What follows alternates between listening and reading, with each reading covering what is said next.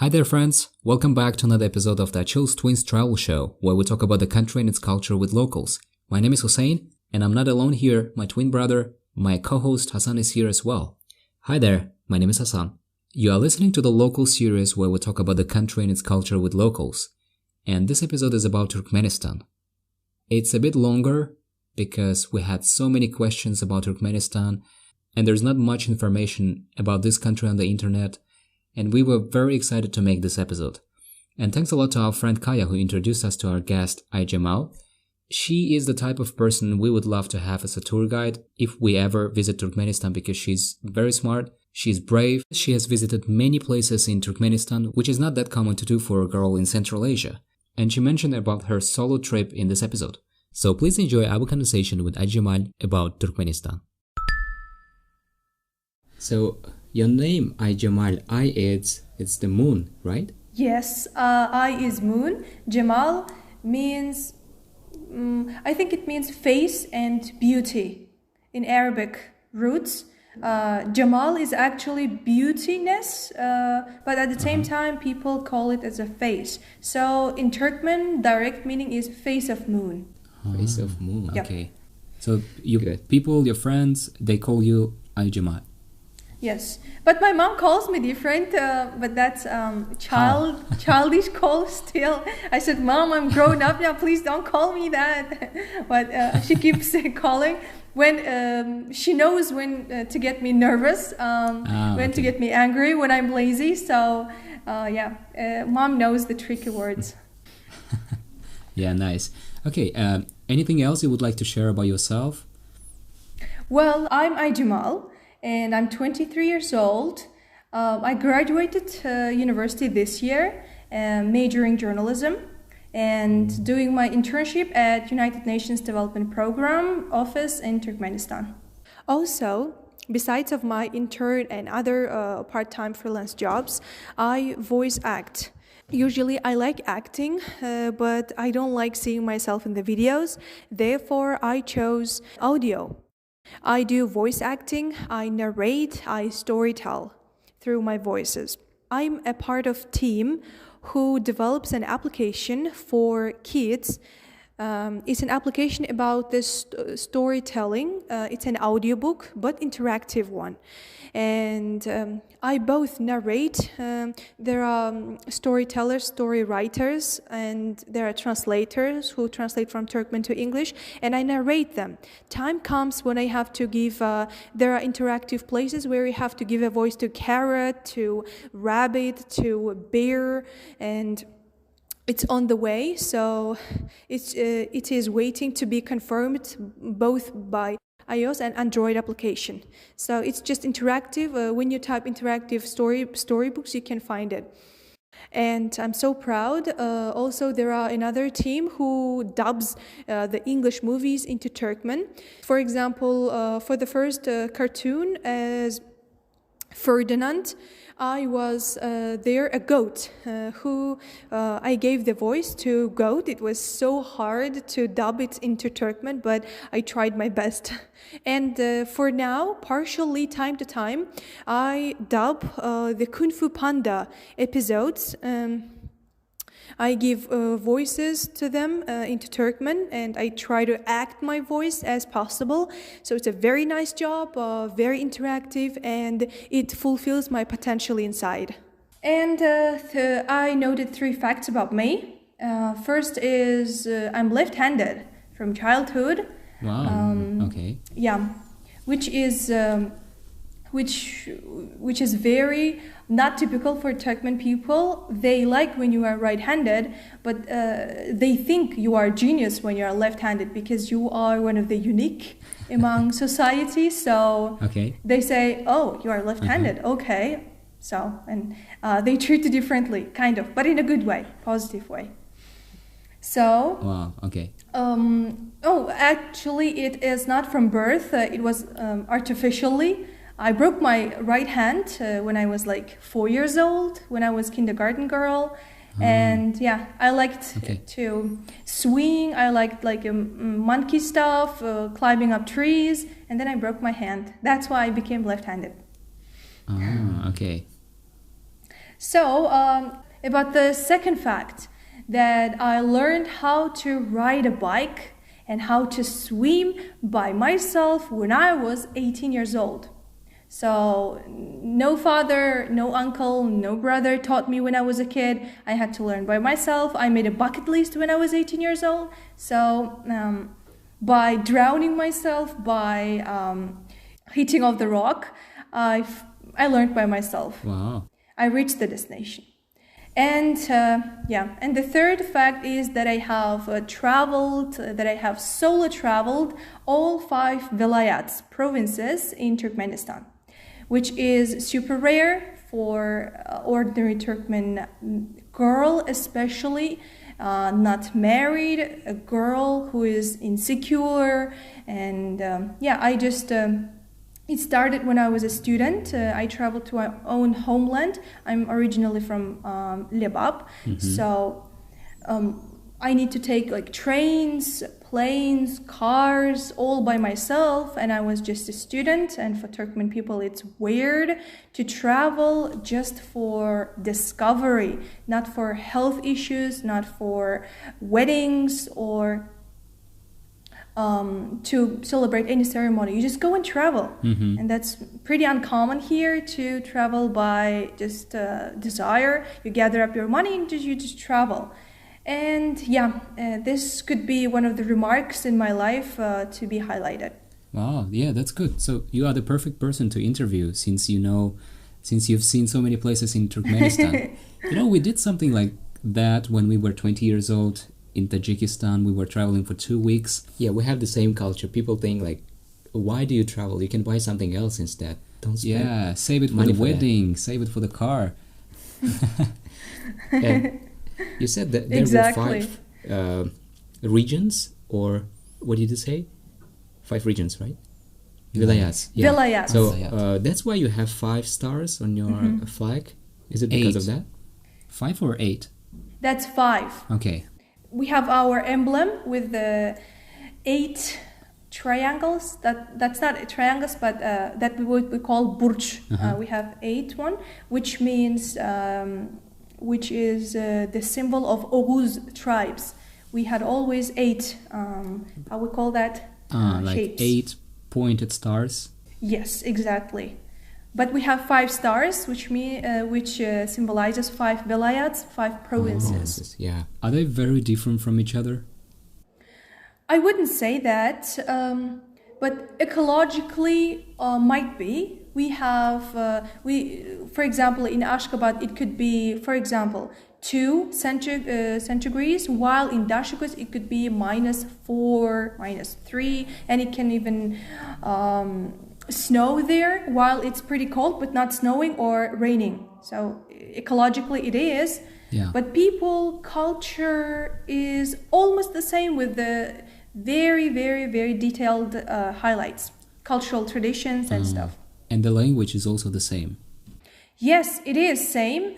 But as all countries, we have shive, what we call dialects. In Turkmen language, we have dialects. Okay. It's just very few words for calling onion, for calling door, or how you call your sister, brother, and especially the endings of verbs can differ in each provinces. For example, even in Lebab, even in village to village, it can differentiate, but people can understand each other unless it's too Uzbek, unless it's too Kazakh, or any other language. If it's Turkmen, we can understand even with dialects. Okay, I see. And earlier you said that you can speak Turkish. So Turkish and Turkmen, it's not the same, right? It's still different. Yes, it is different. It's as Ukrainian, people in Turkmenistan call it like, it's as Ukrainian and Russian language. It's that different. But if you speak your language, Turkmen language, right? If you speak Turkmen, Turkish people, they would understand you? They can get the context. For example, from verbs, we have the same root but different endings. For example, bermek in Turkmen, vermek in Turkish. So it's basically understandable, but not too much. You know what I mean? Yeah. It's like Uzbek and Turkmen, Turkish, right? Yeah. We can understand Turkish a little bit because we speak Uzbek. Yeah. Okay, nice. So, what about greetings? How people greet each other? So people usually shake hands in here. Okay. It's basically, yes, in most places, men do shake their hands, but women, depending on the closeness, they can hug each other, they can kiss each other, but usually they, I haven't noticed even they shake, they just say hello to each other. So we have three versions of saying hello. First is formal, Salam alaikum. Okay. And if it's Salam alaikum. Salam alaikum, yes. You don't say s, right? It's like It's, English th. Exactly, it's Spanish th, right? Okay. Wow, interesting. In fact, we don't have the English s, but we have only Spanish th in Turkmen. In literate Turkmen language, but people in Turkmenistan also use z and s. Depends on the dialects. Okay, so you say Salam alaikum. Salam alaikum. And if it's younger to older one, they always call Salam alaikum ağam. How are you? Okay. Yeah. And if it's two friends, they call just salam. If they are colleagues, if they are a little bit distant, but at the same time close, polite, they just call salam. And if it's two friends, close one, if they are course mates, classmates, they just say qawmi. What is that? Olme? Qawmi means what's up. I see. Qawmi. Actually, it's a question, qawmi. But they don't answer each other, they just reply as qawmi. For example, qawmi. That's it. It's just the way of saying hi to each other. Yeah, we should use that today with Kaya, your friend. Yeah, he would be really surprised. Olme. And the older women can use with each other, for example, between the neighbors, between the colleagues, all elder women, they can call armangda. Okay. It includes salam, it includes qawmi ağdaylarınız, how are you, and everything. Armangda means kolay gelsin in Turkish, and in English it means let it be easy for you, whatever you do, wherever you are work on, let it be easy for you, how are you, something like that. Armangda. Wow. Yeah, something very cultural. Yes. And the answer would be barvolong. Armangda, barvolong. Barvolong means don't get tired, everything will be all right. And the answer will be you also be present in that hard work, so we will win, achieve it together. It means like that. Wow, nice. Yep. Yeah. And what might surprise foreigners if they visit Turkmenistan? I have friends who work for tourism company before all the shutdowns, and they would tell me lots of experience from themselves. Okay. And one of them could be, there are lots of things that foreigners get surprised about our culture. I have made a list of it. I asked them and I got the answers. So it's embroidered long dresses with long sleeves and headscarves of the traditional women. In Turkmenistan, unlike any other countries, even Central Asia, they really like and appreciate their styles of wearing from history. And we have special embroidery clothes attached on our chest, made in very diverse patterns. We call it yaka. Okay. And whoever comes to Turkmenistan gets chance to be sewed such kind of embroidery Turkmen dress. And one of the surprising thing is every Turkmen woman can afford to find dressmaker to herself. We don't have the culture of choosing in markets to any clothes we like. We usually make them sew for us. We hire dressmaker and they design it for us.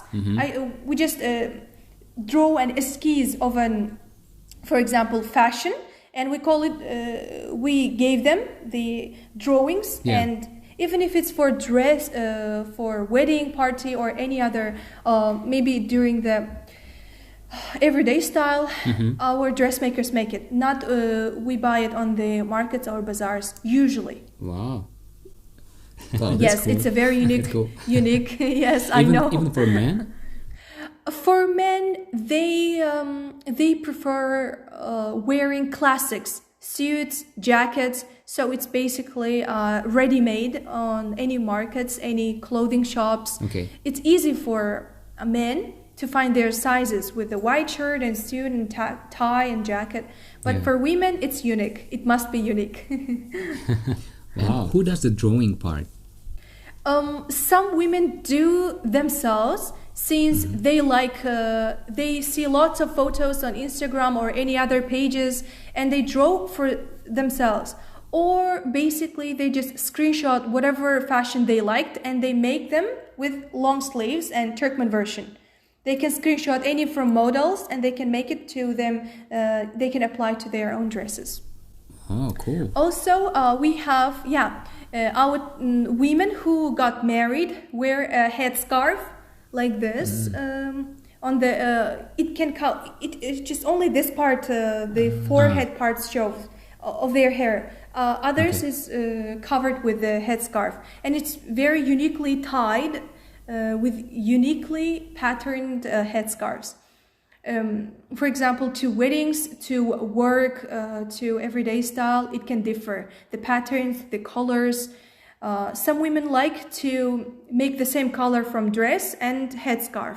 So it's kind of stylish. Okay. I have a question about the eyebrows. You know, in Tajikistan, usually, probably not everywhere in Tajikistan, but in the north for sure, where we came from. So before the wedding, girls, they don't plug up they don't touch their eyebrows. So only on the wedding day, they plug their eyebrows. So is it the same because we were in the same Soviet Union country before? So do you have the same culture, or you are allowed to do that before the wedding? You mean shaping the eyebrow? Yes. Yeah.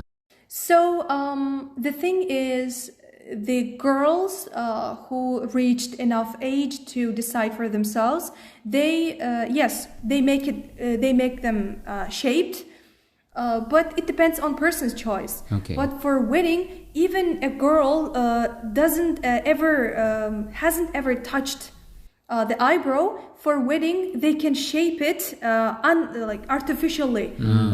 For makeupper makes that as shaped as possible, but not without any touching it. So it's only a girl's decision principle.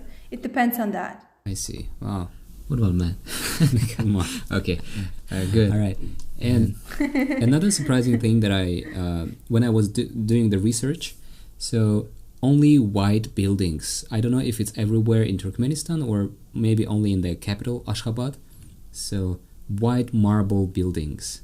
Yes, correct. That's one of the things I would like to highlight white marble buildings.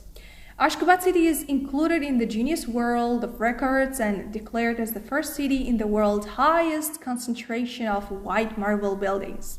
It also includes the Ashgabat International Airport, TV tower, largest indoor Ferris wheel, longest burning methane crater. Oh, that's another thing. Okay. The white marble buildings are everywhere. In whole Turkmenistan, yes, we can see in every point. Actually, I don't know the exact the purpose, the reason, but I think that Turkmenistan is called the Pearl of Central Asia. So I think that was one of the reasons, they might be turning everything white. And it gives a very unusual, very enormous mixture of feelings when you see everything white, you know. White also can be, white is tough color, you know. It can, it's not any other type of colors. It's colorless. At the same time, it has lots of colors in that.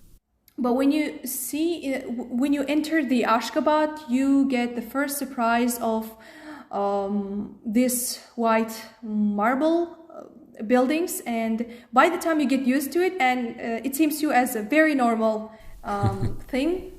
It not only in Ashgabat, but in our regions and provinces, we have also white marble buildings. I think we just want to be unique in some ways. We want to do a great stuff with our nation, with our culture. I think that's our one of the part of uniqueness, I would say. Yeah, I've read that the reason probably is to keep the rooms inside cold, because it's very hot in Turkmenistan, so it keeps somehow the rooms cold. Yes, for a certain reason it is. And but by the way, you also mentioned the hot weather. It can be pretty hot during the summer times. That's why people prefer staying in their home in closed places like markets, or they prefer to go outside evenings. So that's why one of the surprising aspects for foreigners could be empty streets. Yeah. Because the summers are pretty hot and winters are pretty cold. So people usually spend their morning working, taking care of the children, taking care of the school and home. And when they find time after work, they come home and they have dinner and they just go out, you know, when everything is cool and chill. They just fill up with every parks and streets. It's getting full. But during the morning, which most visitors and foreigners come at that time, people, they cannot see lots of people on that period of time. Yeah, and I've also heard that only white cars are allowed. Yeah. Wow, that's really different. But in Iran, it's the same. In Iran, pretty much the same, yeah. Okay. Well, I think that also a part of being uniqueness, the white cars, the white buildings, and also in Turkmen culture, the whiteness is believed to bring a luck, to bring success for future. For example, we have a saying in Turkmen, "Yolunuz ak bolsun, manglayın ak bolsun." Ak is the color of white. Okay. And when you go somewhere far from home, let it be a university to abroad, let it be to another region for health issues or anything possible, relatives or elder people give them the last words of setting them off, saying, may your way, may your journey be white, which means success. May you reach your destination. So white is believed to bring luck, success, and is the symbol of peace. That's why. We also say that, right? Yeah, we say rohi safed. Roh, it's road, and safed is white. Yeah. It's like literal translation. White road. White road. So it's the same, like safe trip. I see. Yeah. Also, manglayın ak bolsun means may you be happy, especially when you get married. May you be happy or happy life with your children, with your future family. Yeah. Forehead white. And inside the buildings, it's also white? I mean, the walls, the colors of the walls? It depends on the family's choice. Of course, it can be different. Any type of design, any type of interior design or color, anything they can choose. Even my background is yellow. Yeah. So yeah, it's yellow, but it looks like blue somehow, but it's yellow. Don't worry. And your English is so good. Do people speak English there? Oh, thank you. I would say, especially younger generations, they do. And people used to be more Russian English type, but the young generation, I hear that they became Turkmen English speakers. It's mostly getting larger amounts because for example, there are lots of universities which teaches all subjects in English language. It can be included to schools, specialized schools, universities, and many other courses. So basically, younger generation, in most younger generation, let's say X generation, Z generation can speak English more or less. Okay. Oh, and there are two else that people might be surprised about when they come to Turkmenistan is carpets, our Turkmen national carpets. A carpet is a symbol of Turkmen people, and the Turkmen carpets whose prevailing color is dark red are woven from wool, cotton, and silk at home, usually female woven at home. And the carpets feature a dense texture ornamented with characteristic colored patterns portraying to one of the 5 main Turkmen tribes. We have 5 gul, which we call the pattern, and it's in our national flag, the 5 emblems of the carpets, which actually describes again 5 vilayats and main tribes of that province. I see. Also, we have the largest hand-woven carpet in our National Museum of, I think that's our National Museum. We have that carpet, the large one, woven for, let's say, maybe 2 years, with 100 and more than 100 people wove that for a couple of years. We are so proud because of that. Our women are such a hard worker, and they left lots of traces from the history. Yeah. And the last one, but the not least one, I would like to mention for foreigners to be surprised is our Ahalteke horses. Horses. So, Okay. exactly. Having developed a desert environment, our Ahalteke horses can withstand extreme heat and cold. They are most famous for their endurance, because they are traditionally fed a low bulk, high protein concentrate that included eggs and butter mixed with barley. Wow. Throughout history, the loyalty of the Ahaltekes has been cherished just as much as their speed and stamina. To this day, many horses are treated as family members and dressed in a handsome jewelry accessories to show their importance. Wow. Oh, wow. You don't eat horses? Maybe that's the bad question. No, we don't. We cherish them, and we use them as transportation. Still, in some regions, we can use that. We can use donkeys. We can use horses. We can eat the cow, but we don't eat horses. It's our, I would say, sacred animal.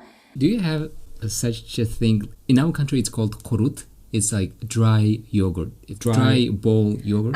Dry, yeah, round shape. Yes, that's gurt. We call gurt. Yeah, we do have it. It's made from thizme, and they are just made like bubble gums. Yes. And we put it on under the sun to be dried for a couple of days, and then it's ready. I see. It's hard to find a nice gurt. In some villages it can be found, but usually I prefer not to eat because it makes you thirsty. Yeah, thirsty. Yeah. And it's good with beer. All right. What are the 3 aspects of your culture you would like to put in a time box for the future? Wow. I have actually more than 3. So okay. One of them it could be national dress code. That also includes bride's kurte, don, and lots of nakış, lots of patterns of our embroidery. Okay. Because the kurte could be so heavy for a newly married bride. It's so heavy with they cover on their head, and they can spend with that kurta, I think, more than 2 hours, and it's pretty heavy. And that's why there are two women who helps holding that. Lots of patterns, usually made with hands, and it's very neatly and tightly woven. That's why it's too priceless, and I would like to take it to the future. Okay. And depending on the region, those kurtes, the colors, patterns, and the shape could also differ. But anyways, it's kurte and it's Turkmen, so I would like to take it. Next one is national dance, our kuştetti. This is one of the very entertaining dance, I believe, for Turkmen culture, kuştetti. In our Balkan region, they sing gadal, which kuştetti based on that song. Women usually sing gadal, which is again traditional couplets sang by our national women, and this kuştetti is played on that. It's a group work, it's a teamwork. You have to breathe in, breathe out at the same time. You have to do every thing as an orchestra. You have to work as an orchestra. So it's a very valuable, and that's one of the reasons I like watching. I like doing that dance as well, but not very professionally. Okay. Yes, I can do some kuştetti. And another aspect is musical instruments, which is dutar, qopuz, and gıcak. Those three major instruments for me. Okay, of course. Dutar is like 2 strings, like a guitar with 2 strings. Yeah, exactly. Yes, and it played like a guitar, but only with 2 strings. Gıcak is like violin. Exactly, violin, but played like this. And the third instrument, what was that? Qopuz is played on putting in the mouth between your teeth and ding ding ding ding ding ding ding ding ding. Okay. Very nice voice. Okay. Nice. It's usually for women to play, but usually men also play that professionally. Yes. And the next one is jewelry. I would like to take. I'm in love with the jewelry, which includes the brooch, gulyaka, and bracelets. Okay. We have long sleeve bracelets, earrings.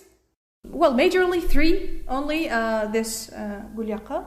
So basically, it's made of silver, and I love silver more than gold. That's why it means to me a lot. I would like to keep it, give it to my future generation, to granddaughter or my sister-in-law, or I don't know, daughter-in-law. Sorry, not sister-in-law, daughter-in-law. Okay.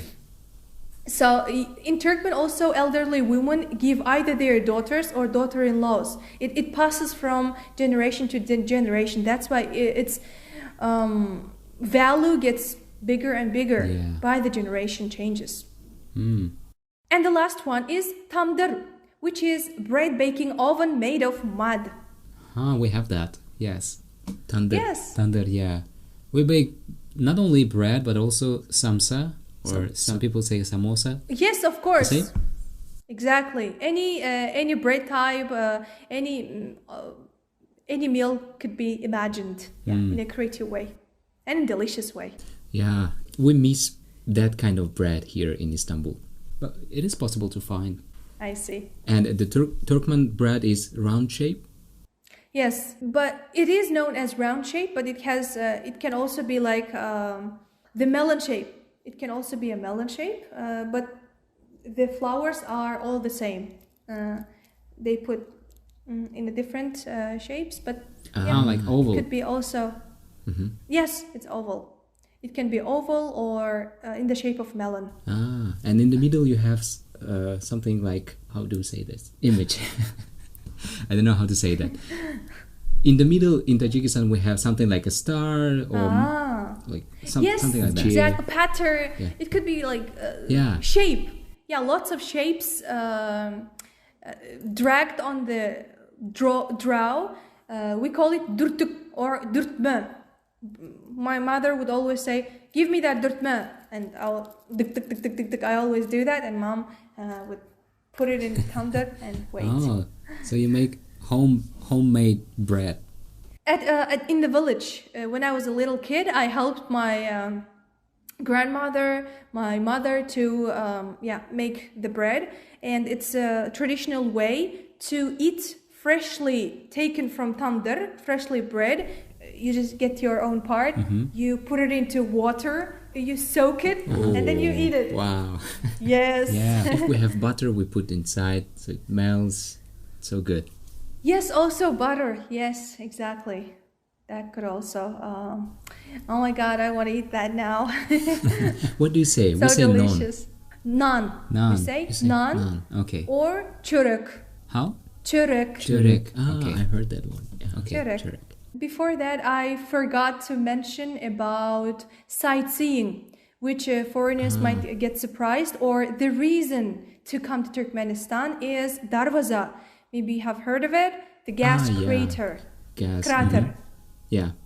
Or people usually call it, I don't know, in society they call it gate to hell or door to hell. It's just mainly a name or a title, but official is a Darvaza.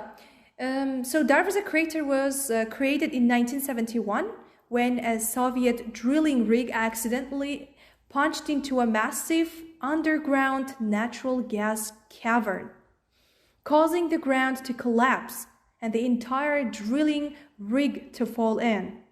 Having punctured a pocket of gas, poisonous fumes began leaking at the alarming rate.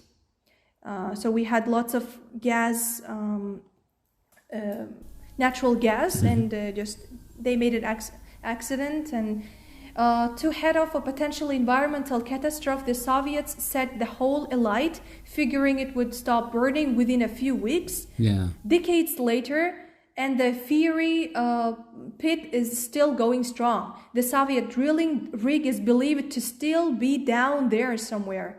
Crater is 69 meters wide and 30 meters deep. Wow. I have been there personally, and it gave me the feeling of I am almost close, very close to the tandır. So hot. Yes, so hot, and they made a barrier around so people cannot cross because it's too dangerous. And also the smell, the gas smell, the methane smell also hits you, and if you have the headache beforehand, and it gets doubled. Wow. So it's you can only stay there for a couple minutes, not more than 15 or 20 minutes, because it gets you high. So it's beautiful in the night because it's a fire, big hole, and you can get the best shot ever. So couples who want to get married have their wedding shots there usually, or Instagram. People.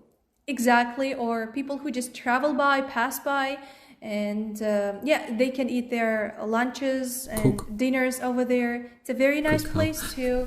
Yeah, it's in the desert, and there are some gara yurts, white yurts, gara yurts over there to just have a night. Foreigners who just have transfer from Turkmenistan to Iran or Uzbekistan, so they just have there a night and then they go to another destination. But it's a very nice place to visit. Is it far from the capital, that place? No, not that far. Considering, for example, if you start traveling on Saturday at 6 a.m., you can reach there. I think it takes only 5 hours. You can reach the Darvaza in 4 or 5 hours, like 12 o'clock when you leave at 6 a.m. And you can spend your lunch and dinner, and you can leave around 9 or 8 o'clock. You can come to your home door at 1 o'clock, at 1 a.m. So it can take whole your day. But if you go on Saturday and sleep and come back on Sunday, that's a very preferable one. Okay. You said yurta, right? The place where people can sleep, foreigners. Yurt. Yes. Yurt. Gara yurt, gara öy, yurt. Yeah, it's a traditional Turkmen house made with carpets, and it's just round and have the upper side is either white or black. It's made of kamush. Kamush, okay. Basically, yeah. And it's a very traditional one. To feel the foreigners, the Turkmen culture, they have very much white yurts over there. Yeah. And probably you can try kurt there, right? Oh, well, maybe. Yes. But definitely palov or shashlik or gömme, what they call, very national traditional food can be cooked over there. But the prices also are pretty expensive. Not so much, but you have to have a nice amount of money to organize that, right? Yeah. So. And palo is like fried rice? Yes, it's in all Central Asia. I think they have traditional meal called palo, but cooked a little bit differently. Yeah, I see. Yeah, we say oshi palo. We add osh. Yes, yeah. Oh, I see. We missed in our Balkan region, they call it ash. Ash. Very similar. Yeah. Ash, yes. Ash. And I tried balıklı ash, which is plov made of rice and fish. Yes. And baraklı ash, which is a type of bird, especially in Balkan, in Hazar region. They have barak, bird, and yes, they make plov out of it. It was so delicious. But it was the first time for my stomach, so yadırgadı, what we call it. It was a time. It needs to be time to digest and for new things. Yes. So that's why. But it was nice. It didn't give me any side effects, so it was successful. Yeah, osh is quite heavy food. You better don't eat it for dinner, but we have it all the time. Yeah, we have it all the time in Tajikistan for dinner. I see. Okay, so. What about the misconceptions? So maybe people have misconceptions about Turkmenistan. Some of them are not true, some of them true. So what do you think? So my friends who work and who study abroad told me that our Turkmens are still nomads. Nope. We are not nomads anymore. Yeah. We already settled, and in every province there are certain tribes have been living generation to generation. So, but of course, some families, some minor ethnic people might be still nomads because of their sheep, because of their dowry, and they have to move to one place to another, or just the soldiers. The military people can also move, but just very minor. It's not as a country level or city level. We are not nomads anymore. We used to be, but not now. And one of the people when I was a student asked me if people are allowed to go outside after 9 p.m. They heard it's not welcomed. So I would say no. Yes, of course, you can go out, you can hang around, you can walk in the parks, you can just do your sport, night walk, or as a group you can walk at 12 o'clock. Nobody touches you unless you don't do anything bad. You know what I mean? It's right. It's just for your own good, own purpose. If you want to have your night sport, welcome. If you want to ride a bike, welcome. No problem. I can even, for example, sometimes I have too much dose of coffee during the day and I cannot sleep until like 1 or 2. So I decide to go outside and have some round of walks, and I do. And then I keep calm and just go sleep. And even though there are nobody in the streets, I just go myself, and there are police officers, they are who is watching for the security, but nobody touches you because you're just walking. And yeah, please don't believe it's not true. You can go outside and just yeah. That's why we are asking this kind of questions, because not everything you read on the internet is true. So exactly, it's good to know all of that. Most foreigners, as I told you, come with business trip, or they come in the time when people are not around. That's why they might be misconceptions. But as long as they come and work here for a couple months, they understand, and then they adapt how people live here, how is their lifestyle, and yes, how they run their days. So basically, the third one, already you asked me about eating horse meat. No, we don't eat, because our usually Kazakh people eat the horse meat, and Kazakh people drinks the kumus. Milk. Yeah, milk. But I've never tried it, and I don't know any people who tried the horse milk. We horse race. We take care of them at home in some villages, and feed them and feel like one of the members of the family. So horses are sacred. And once I tried to hop on the horse, but it took me 15 minutes because it was so enormous and I was afraid. He was huge. Then I thought, okay, I love horses, but I was so afraid at that time. Like, there were 3 people trying to make me hop on that horse, because I don't know, I feel myself like a nature person, but when I come to hopping on some animal, it just makes me kind of crazy.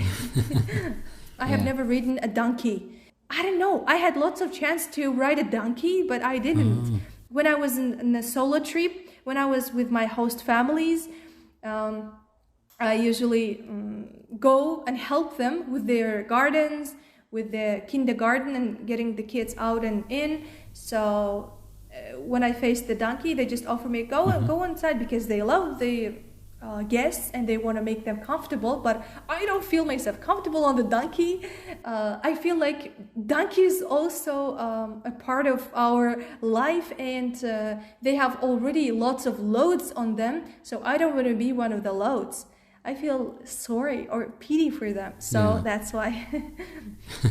Yeah. Just, I'm curious about this. What about the internet? Do you have access? Of course you have, but now.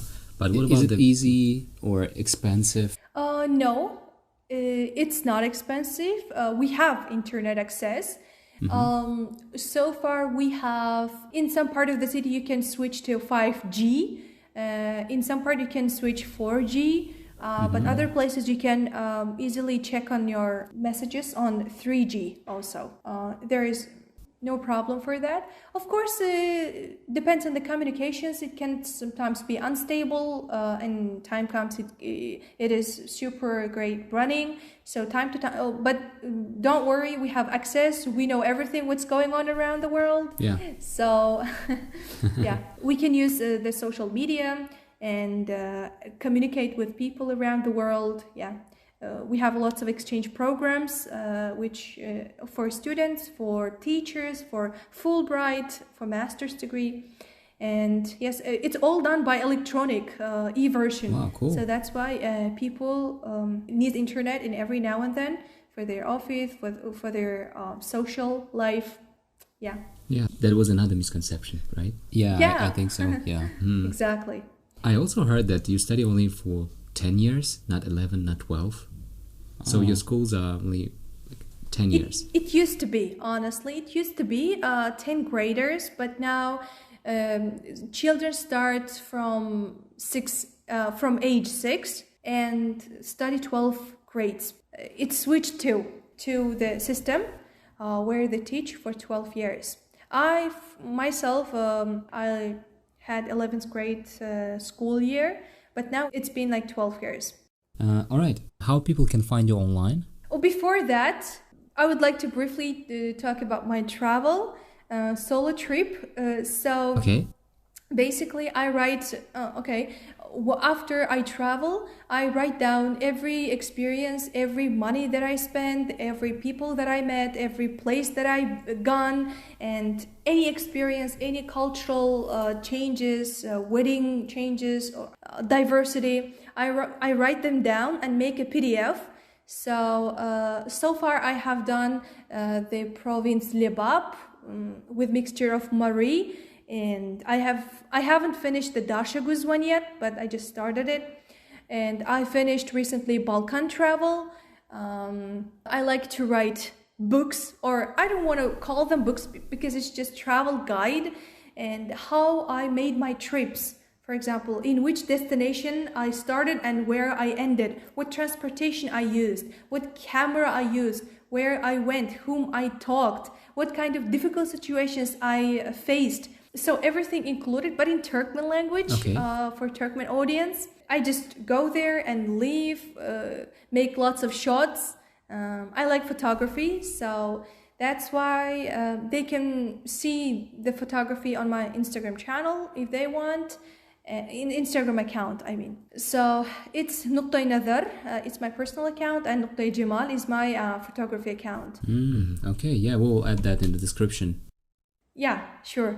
I want to make it something different, so I started posting white and black pictures on that, because it adds more emotion, more value to that, in my perspective. Travel is in my genes. Oh yeah, about the travel. Let me just briefly tell how I find host families. Most Turkmen people ask me, where do you find host families if they don't use couch surfing? And most of my time and energy gives to that, explaining where I didn't find my host families. Usually I'm from Libab, but I don't have many friends or colleagues in other vilayats, so that's why I need to find some stranger people to host me and to have a night or two with me, spend a time with me. So one of my first source is social media. It could be any social media, any like Instagram, Twitter, Facebook, or anything. I just type that I am traveling to this province and I need host family in this regions.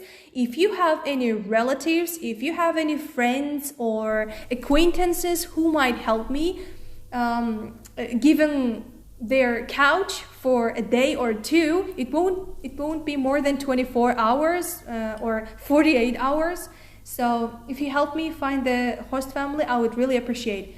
And people start searching. There are always friends who finds a relative who finds any place. I have, for example, a friend who we did a military with, so their family can help you. Is it okay? And I said, no worries, it's okay. I can take care of myself, don't worry. And just as I accepted. So there are times that I cannot find a host family to my next destination. That's why I started calling my close friends, asking, do you have any classmates, course mates, or anyone that can host me? Or because I don't know what hotel there are. So basically I prefer host families to leave the culture, to talk with the family members, to help them washing the dishes, doing the house chores, or helping with animals, garden, you know. It's so nice to be among them. And they find, automatically by miracle they find, and I end up in being nowhere but in a host family talking. They prepare a meal for me, we have great discussions and so on. Yeah. And usually they are kind to show me around sometimes, especially historic places. And if you find one chain of host family, they have definitely relative or friends to another village, which I am going to. So basically it's pretty easy to make them chain. Once you find the location, you go there and you tell the taxis that I'm going there. So it doesn't give any fishy idea that you are a traveler, oh, you are crazy doing stuff. So basically, you are in the portrait of visiting someone, so it's acceptable in everywhere as a guest. Wow, cool. You are brave. Well, but so far I thank God from bottom of my heart that I didn't faced with dying difficulties or deathly places. I would say two dangerous places. Because I think it's all about person's energy. If you give the positive energy to the person whom you talk, it automatically changes what it is actually into positive shape. So it's like mutual. The energy is mutual. Exactly. If you tell that you are, for example, you have another ideas, you have another thoughts, intentions, they directly get you and they act as you want. So if you are nice, they are nice to you. So the financial part is also could be sometimes hard because I use mainly car to transport. For example, in recent travel, I went to Balkan Vilayet, which is Khadar, one of the main attraction place. Avaza is located in, and I went there for 23 days. I was more than 20 host families. I was in, I think, more than 18 destinations, including far mountain places to like different places. I think every people should start, people who has never been abroad, don't get worried because there are lots to discover even in your country. That's why start with your own country. It's what I say to everybody who asks, okay, how can I go to that country, to that country? Hey man, what if they ask you your history, your culture, your different aspects of provinces? What would you answer? You have never tasted that. So you first gather up money and go and discover, talk to people, and then you can go abroad. Saying confidently that you already know about your culture and your country. Yeah, that's a good point. 100%. Yes. What is the best time to visit Turkmenistan? So it's definitely in spring, in especially Nowruz Bayram, where all flowers blossom and lots of grasses, and it's a mountain time. You go hiking, you go Köytendağ, where the dinosaurs' traces are. It's a very magnificent and magical place in spring. Especially, preferably end of March and beginning of May. That's the best for weather, best for nature, best for mood. Nice. You said dinosaurs? Yes, there are dinosaurs' traces left in million years ago. There lots of expeditions have been proceeded, and yes, it's a magical place. Köytendağ Natural Reserve, they call it. Wow. I have been there too. Yes. If we ever go there, we'll let you know first. Yeah, surely. Yeah, of course. I'll guide you. I have a host family in Köytendağ as well. I went there in winter, in a very snowy day, even though people were too afraid for me. Okay, don't go there. It's the best time in March. Don't go in winter. It's sleepy there. So I just wanted to do some extreme sport, and I wore my... that's why I named my book as Çopane Adikli Thiyahat. A travel with shepherd's boots, what I call. I named my book like that because I wore shepherd's boots.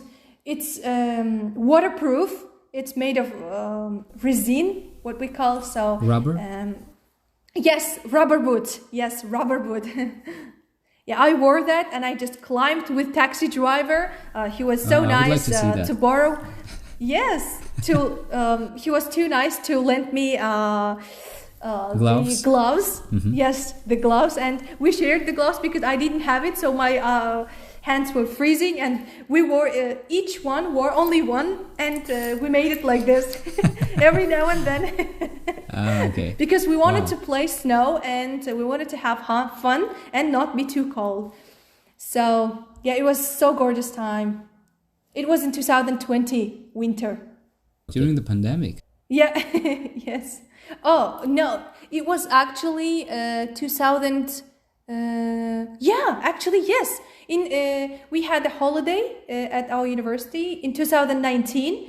in December. So I went there and I ended up in Koytendagh in early January in 2020. Nice. Yeah, sounds very interesting. We would love to go there one day.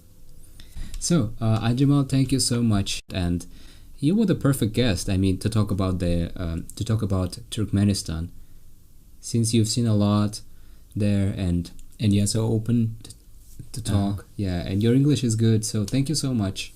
Thank you very much for inviting and giving the chance to talk about the cultural aspects, and sharing culture as well. Thank you so much.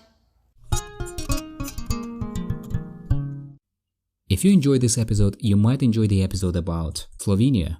Here is the preview trailer. Just for our listeners, maybe they have never heard about baby dragon. Can you explain what is that? Oh, that is a baby. It's a little animal. How can I explain that? It's not a dragon, okay? It's not a dragon. But it looks like, right? Proteus, like I believe dragon, it's Proteus. Right? Yeah, but it's like, I don't know, it's an animal that lives in a cave. Yeah. Okay, and it's a kind of with no color because it's dark there, right? It's kind of transparent, and baby dragon. These are these babies of this animal, but I believe Proteus is a Latin word for that. Yeah, but let me just try to translate it right now. Translation is human fish. We call it človeška ribica in Slovenian. So wow. I believe. Yeah. Try to say that. The word olm, O-L-M, it's not a local. If you find our podcast to be fun and helpful, then please support us. You could tell your friends about our podcast. You could follow us on social media, or you could leave us a 5-star rating and a nice review on Apple Podcasts or wherever you get your podcasts. And more about our work and videos about Tajikistan you can find on our website Achilovs.com. That's Achilovs, Achilovs.com. Thank you for listening again, everyone, and we'll be back next Thursday with another brand new episode. Until next time.